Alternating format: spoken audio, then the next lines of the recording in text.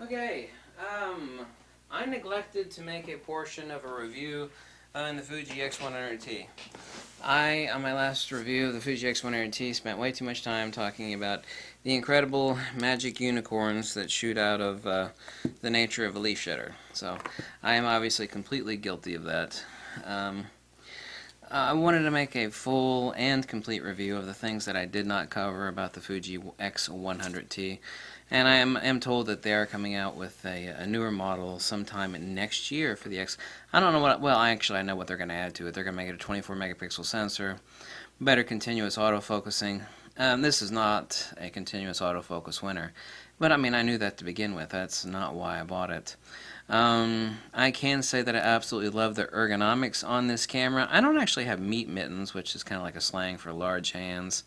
And I absolutely do love the vertical grip attachment. It's specifically called an MHG X100. The image, as far as when you're talking about this camera, you have to talk about the lens, since it's a non-removable lens. The actual 23mm f2 lens on this is incredible. The phase, the gain, the bandwidth, and the resolution are all incredible. Actually, one of the most impressive things, and I don't think it is post-sensor signal processing, as far as what I can tell from the files, that the actual bandwidth, i.e. color saturation, off this particular lens is incredible. I'm incredibly impressed by, like, on my Fuji X Pro 2, like switching over, having an XT1 and an XT10, the X Pro 2 was not much of a learning curve, but it was somewhat substantial. Jumping right into the Fuji X100T from having used the X Pro 1 and owning an X Pro 2 and owning the XT1, this was super fast. I mean, just incredibly fast. I had no issues with it at all. I love the high-speed sync, but I'm not going to talk about that. The one issue that I do have with like the XE2, for example, and the X Pro 2 is that if I have the light behind me, it actually get a little bit of light leak coming into the viewfinder that would actually spoil a reflection that I do not have with this, the X100T. Someone said, well, why do you love that camera so much? It's only 16 megapixels, it's got a fixed lens on it. But as I said, that most professional photographers that use, like, you can have one camera and one lens, one DSLR and one lens, they're going to pick a 35mm because it's the perfect lens for doing everything. And that's what this is, an equivalent thereof, a f2 35mm. And it's kind of the one lens that sits on an XT1 and the X Pro 2 too. It's a perfect street lens. And you know, there would have been a day before Fuji came out with something this awesome that if Leica actually made good digital cameras, you would say this is a Leica wannabe. But that isn't the case with this camera. This is what Leica wished it made, and I'm actually extremely angry at myself. I've been really busy. You know, I've been testing tons of gear, obviously. I knew I wanted this camera. I mean, I knew the advantages of leaf shutter.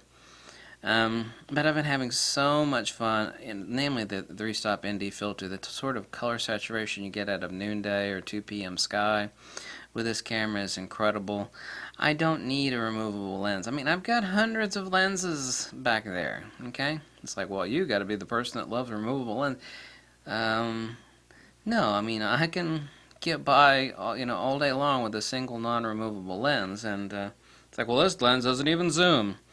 You know, I can zoom with my feet, and I do know how to use a camera, and I used to own a couple like film cameras, and you know, if I went into a coma 20 years ago and this didn't say Fuji on it, and I didn't know the fact that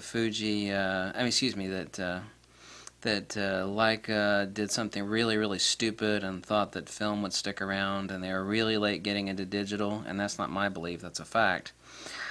I woke up and I couldn't see this. Fuji, like, oh my god, this is the perfect Leica camera. And, it had no name on it at all. It said Fuji. It's like, this is obviously a Leica. The class, the build, the feel, the ergonomics. I mean, that is what I would say if I came out of a coma from 20 years ago, which is the last time I owned a Leica camera, and that was, I had a couple, I bought those actually, Beach Photo and Video, when I worked there when I was going to photography school. I only owned a couple lenses because I was a poor photography student, and I already had two f4s's and a Calumet 4x5 and my two gigantic beast medium format 6.7 Pentaxes. Those were monsters. I still wished I had one of those cameras. You hit the shutter button and go clunk. The lens is actually, on extensive testing, far better on this. There's four things that I judge lenses on, and it's how lenses should be judged, and that's phase, gain, resolution, and bandwidth. And it's basically a 10 out of 10 across the board. And there are a lot of hardcore, highly trusted professional photographers that actually do own the X100T. And I knew that from the begin with, and I knew that I wanted the camera, but the one thing that I'm mad at myself about is waiting so long to purchase this camera. I waited too long, and I've been having actually a lot of fun with it lately. It's like, well, no, it's a new toy syndrome. You got new toy syndrome. No, this is not new toy syndrome. You know, getting that sort of noonday saturation is like, well, I'm going to go up to 2,000th of a second on the shutter, drop in. There's just a button that I have now set for my function button right down here. It just turns on the built-in genuine 3-stop ND filter that drops in front of the sensor. It's like, wow, this camera is really, really, really awesome. Without some serious gear, you know, the fact that I could use the dumbest strobes imaginable and do high-speed sync, or any of my studio strobes, to me that's awesome. It's like, well, that's a fixed lens, so what? You know, I can do high-speed sync with any of my studio strobes back here. These are not strobes that do high-speed sync. They don't do high-speed sync, but they will with a leaf shutter. But I already talked about that in the other review. The ergonomics, the layout, I mean, how fast I actually, I mean, you know, I stuck to this thing like two magnets. I learned it so quickly. It's like, well, that's because you've owned so many Fuji cameras. Like, no, I owned several Fuji cameras before I got the X Pro 2. The X Pro 2 was, like I said, a learning curve, but it was kind of steep, and this thing was the exact opposite of that. This was like rolling downhill while asleep. Absolutely love it. I love the hybrid viewfinder, but I mean, of course, the Fuji X Pro 2 has a hybrid viewfinder, but this camera is a keeper. I'm not gonna, I wouldn't part with this camera for anything. And if once the Fuji comes out with a replacement for this, and like I said, I know what the replacement will be. It'll be 24 megapixel and faster continuous. Like, you know, people say, well, I don't like the Fuji X100T. A couple people told me this. I don't like it because it doesn't have really fast autofocus, and it's not great at autofocusing in low light. And he's like, well, you know, I tell them, I said, why don't you go test drive that $12,000 Leica? If you think the Fuji is slow, I mean, that thing is way slower for 12 times as much money. These cameras are not meant to be sports action cameras. You know, sorry to tell you that, but that's just the hardcore Fuji will tell you that. It's like, oh, you know, why is the continuous autofocus not so hot on this camera? The answer is, don't give a S. Don't give an S. That's not what it's designed for. You know, it's not. It's like a motorcycle is not ideal on the freeway. It's like, well, you can drive a motorcycle on the freeway. Yeah, but I wouldn't, you know.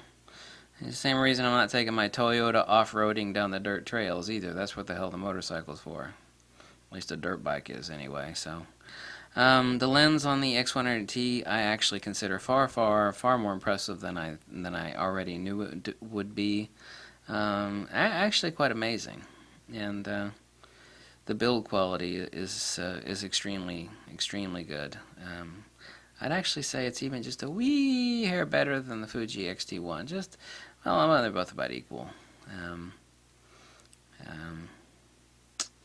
Very impressed. Now, I do not need to use the thumb grip, and that does, as anybody would indicate, and I know how cameras are designed and the wear and stress points. The hot shoe is not meant to be torqued, and of course that is where the insert goes for the thumb rest. I'm not going to keep on using that, but I got it as a package with the vertical grip, not the vertical grip, excuse me, the grip extension down here. This is not coming off. I absolutely do love the grip extension. So if there's one complaint I have about this, is that while it's perfectly small as it is, I really do love the grip extender on this, which is the MHG X100. That and I mean, having a soft shutter release on this camera, to me, I consider a necessity. These are a dime a dozen. I literally think I got like 20 of them. And the one additional thing is the extender that lets you pop on a protective filter. That's certainly not a necessity, but I consider it to be a necessity. So thank you for watching, and I guess that is my final and complete, full circle review of the Fuji X100T, and I'm only mad at myself for not having bought it earlier, but I knew I was going to get it. But I've been having a lot more fun with it than I thought, because of its magical features. And because of actually the way it renders. The lens on it is extremely nice. It's far better than I expected. Thank you for watching. I'm going to go continue to recover from my awful headache that I've had all day, and that will be it.